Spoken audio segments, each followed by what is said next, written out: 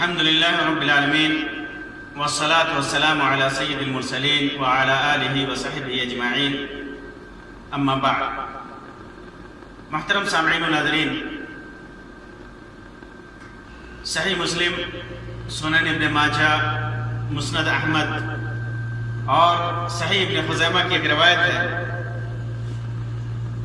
جو ابو ہریرہ رضی اللہ تعالیٰ عنہ سے مروی ہے۔ فرماتے ہیں کہ اللہ کے رسول صلی اللہ علیہ وسلم نے ارشاد فرمایا، اذا قرأ ابن آدم السجد فسجد، آدمی انسان جب آیت سجدہ کی تلاوت کرتا ہے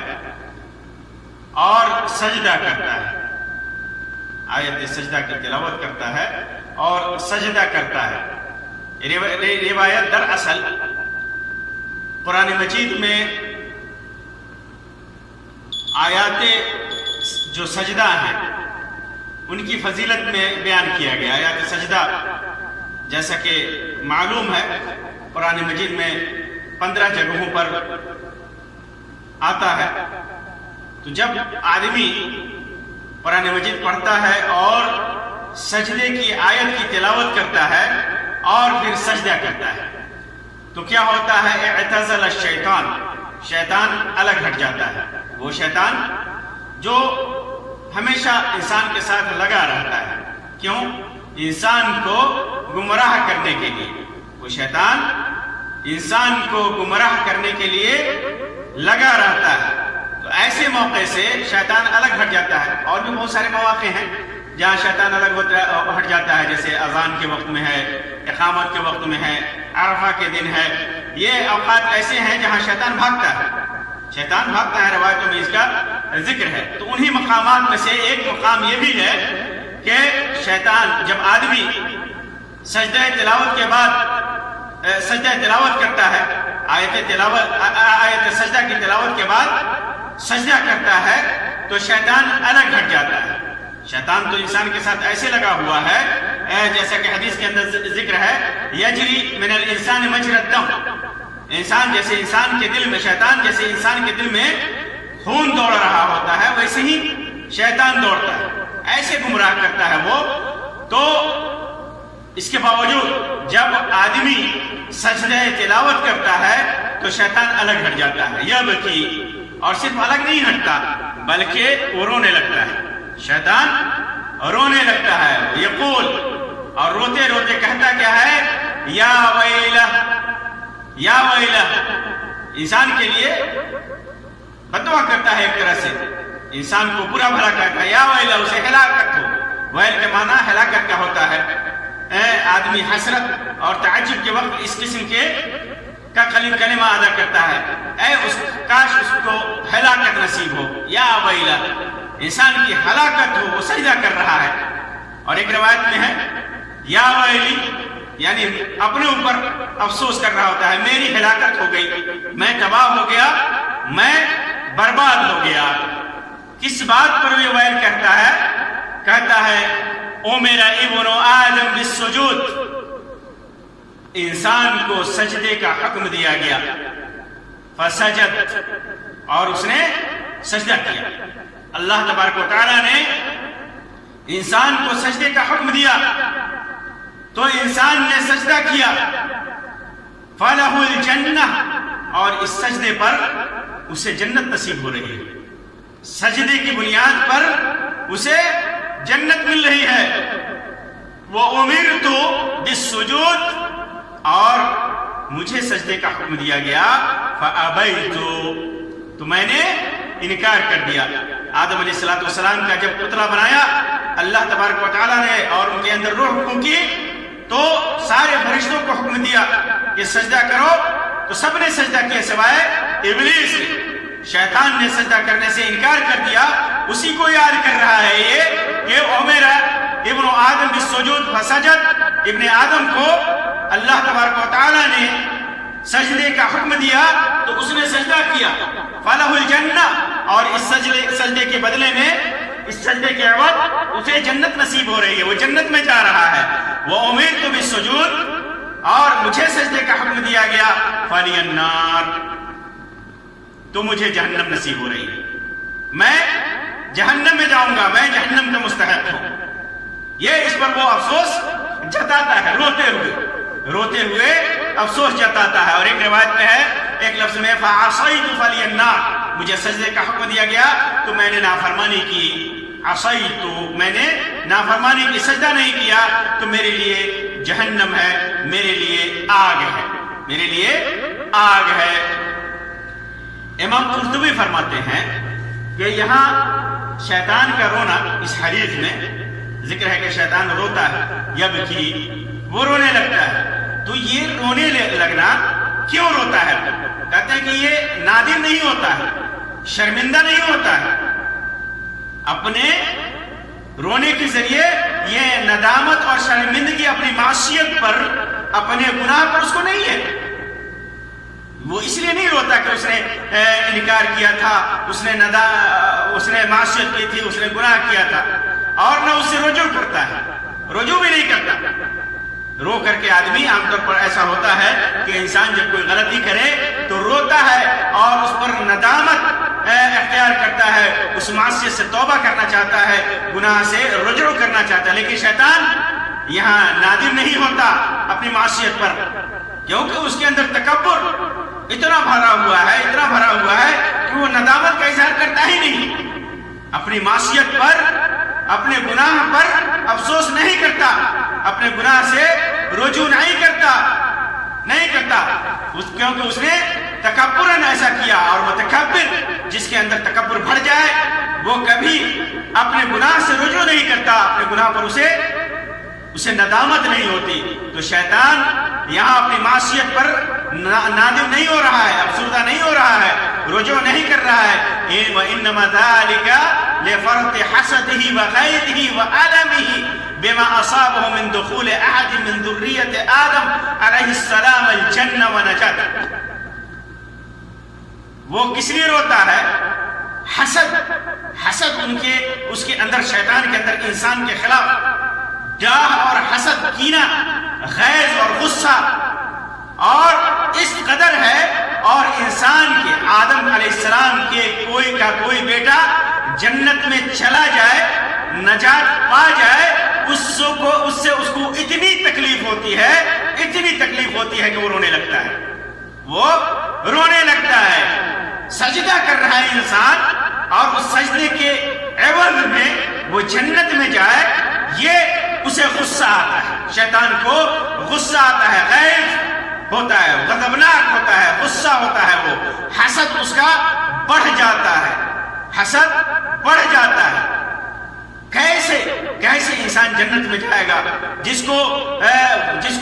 اس نے حقیر سمجھا، جس کو اس نے سجدہ نہیں کیا، اور اسی سجدے کے بدلے، اسی قسم کے سجدے کے بدلے جس کا حکم اللہ تبارک و تعالیٰ نے انسان کو دیا ہے، اور انسان اللہ کی اطاعت کرتے ہوئے سجدہ کر رہا ہے اور جنت میں چلا جائے گا۔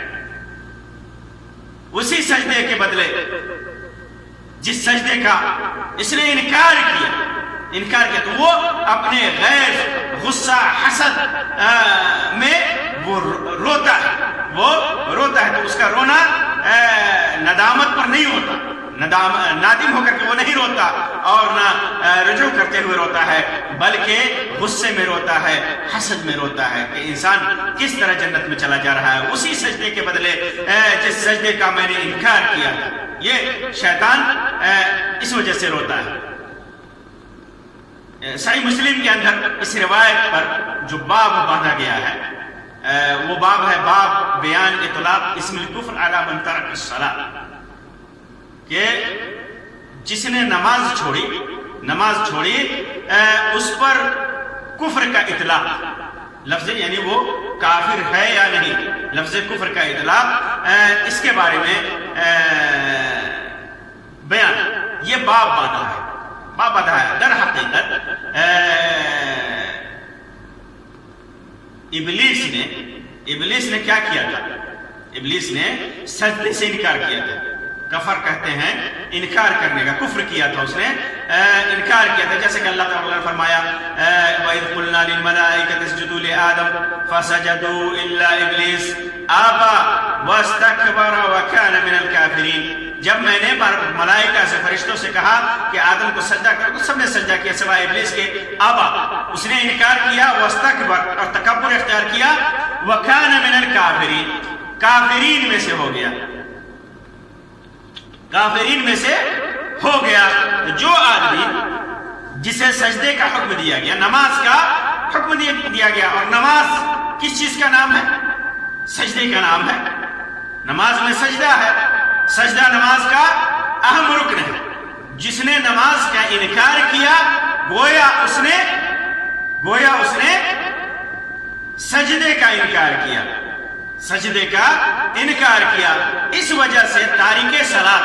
نماز چھوڑنے والا اس پر کفر کا اطلاق ہوتا ہے، کفر کا اطلاق ہوتا ہے، وہ کافر ہے، وہ کافر ہے، جیسا کہ دیگر روایتوں میں ہے من ترک الصلاۃ متعمدا فقد کفر، یہاں بھی کفر کا اطلاق ہوا ہے۔ علماء نے اس کفر کا معنی کو بیان کرنے میں اختلاف کیا ہے، بعض نے اس کو کفر حقیقی مانا ہے، لیکن اہل سنت والجماعت کے نزدیک یہ کفر حقیقی نہیں ہے جس کی بنیاد پر آدمی خالد مخلد فی النار ہو، بلکہ تساہلاً واضح رہے کہ تساہلاً چھوڑنے والا، سستی اور کاہلی میں چھوڑنے والا، نماز کی تاخیر کرنے والا، یہ ویل اور ہلاکت کا مستحق ہوتا ہے، یہ مطلقاً کافر نہیں ہوتا۔ کفر دون کفر اس کو کہا گیا ہے، کفر کے سے نچلے درجے کا یہ کفر ہے، لیکن اس میں کفر کا اطلاق اس کے اوپر ہوگا، کافر کا اطلاق ہوگا، لفظ کافر اس کو بولا جائے گا، لیکن وہ کافر نہیں جو خالد مخلد فی النار ہو، جن کا حشر کافروں کے ساتھ اور مشرکوں کے ساتھ منافقوں کے ساتھ ہو، یہ کفر نہیں ہے، یہ تصاور کے ساتھ۔ ان کا انجام کیا ہوگا؟ ویل للمصلین الذین هم عن صلاتهم ساہون، ان نمازیوں کے لیے ویل ہے جو اپنی نمازوں سے غفلت برتتے ہیں۔ تو یہاں بھی ویل نمازیوں کے لیے کہا گیا ہے، تو اسی میں داخل ہے یہ۔ تو لفظ کفر کا اطلاق بے نمازی پر ہوتا ہے، لیکن یہ تو متسائل ہیں جو سستی برتتے ہیں، اور جو انکار کرتے ہیں حقیقت میں انکار کرتے ہیں، نماز کے وجوب کا انکار کرتے ہیں، جحود تعنتاً سرکشی برتتے ہوئے، تکبر برتتے ہوئے نماز کا انکار کرتے ہیں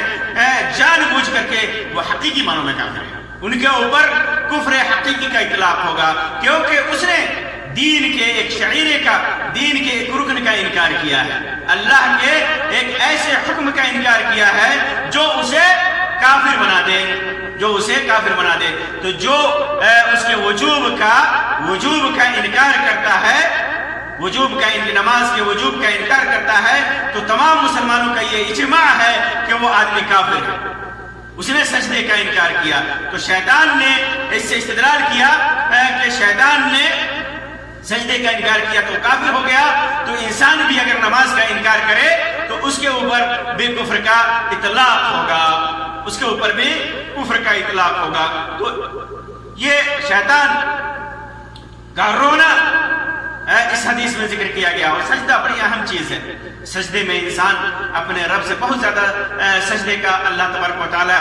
اللہ کے رسول صلی اللہ علیہ وسلم نے بندوں کو حکم دیا ہے۔ ابو ہریرہ رضی اللہ تعالیٰ عنہ کی روایت ہے صحیح مسلم کے اندر کہ فرمایا علیک بکثرۃ السجود، بہت زیادہ تم سجدے کیا کرو، یعنی خوب نمازیں پڑھا کرو، اس کے اندر خوب سجدے ہیں۔ وَإِنَّكَ لَا تَسْجُدُ لِلَّهِ سَجْدَةً إِلَّا رَفَعَكَ اللَّهُ بِهَا دَرَجَةً وَحَطَّ عَنْكَ بِهَا خَطِيئَةً، کہ جو بھی سجدے تم کرتے ہو اللہ تبارک و تعالیٰ کے لیے، تو اللہ تبارک و تعالیٰ اس کے ذریعے سے تمہارے درجے کا بلندی عطا فرماتا ہے، تمہارے ایک گناہ کو اللہ تبارک و تعالیٰ معاف فرما دیتا ہے۔ اسی طرح ابو ہریرہ رضی اللہ تعالیٰ عنہ کے ایک روایت ہے صحیح مسلم کے اندر، اللہ کے رسول صلی اللہ علیہ وسلم نے فرمایا اقرب ما يكون العبد من ربه وهو ساجد فاكثروا الدعاء، کہ بندہ اپنے رب سے سب سے زیادہ قریب سجدے کی حالت میں ہوتا ہے، سب سے زیادہ قریب مناجات کر رہا ہوتا ہے، اپنے رب سے مانگ رہا ہوتا ہے، ڈائریکٹ اپنے رب سے بات کر رہا ہوتا ہے۔ چنانچہ حکم ہوا کہ جب وہ سجدے میں ہوتا ہے لہذا